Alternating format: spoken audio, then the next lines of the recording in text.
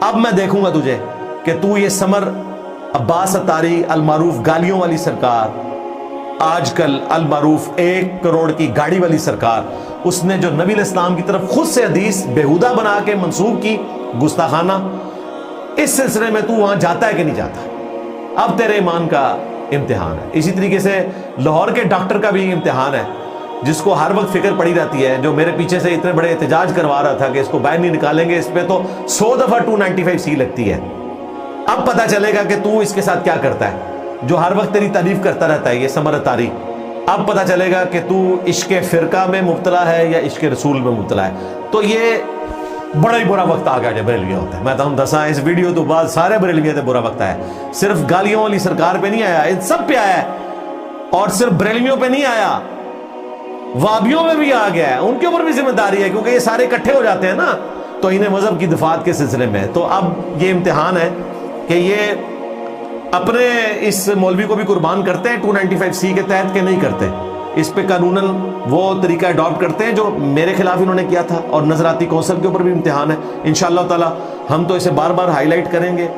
اور میں اپنی ویڈیو کی وساطت سے اپنے تمام سٹوڈنٹس کو اس بات کی اجازت دیتا ہوں، اگر وہ اپنے اینڈ پہ کوئی قانونی کارروائی کرنا چاہتے ہیں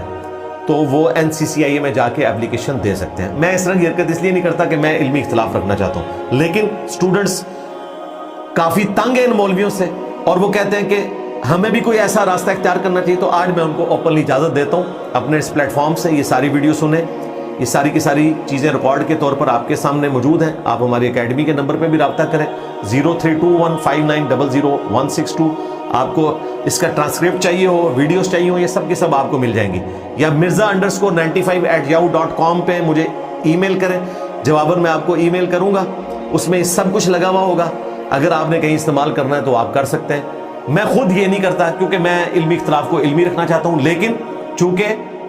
ہمارے سارے سٹوڈنٹس کو اس دعوت حق کو ان کی وجہ سے تکلیف اٹھانی پڑتی ہے، لہٰذا ہمارے سٹوڈنٹس کا بھی کام ہے کہ وہ اپنے طور پہ اگر شوق رکھتے ہیں تو اس قسم کا کوئی علمی راستہ، قانونی راستہ اڈاپٹ کریں۔ میری طرف سے کوئی پابندی نہیں ہے، کیونکہ اکثر لوگ میری وجہ سے رک جاتے تھے، لیکن اس کیس میں میں یہ سمجھتا ہوں کہ ایک بار ان کو ضرور سبق ملنا چاہیے۔ ایک بندے کو سبق ملے گا نا اور وہ توبہ کی طرف آمادہ ہوگا تو باقی لوگ یہ جھوٹے الزامات جو لگاتے ہیں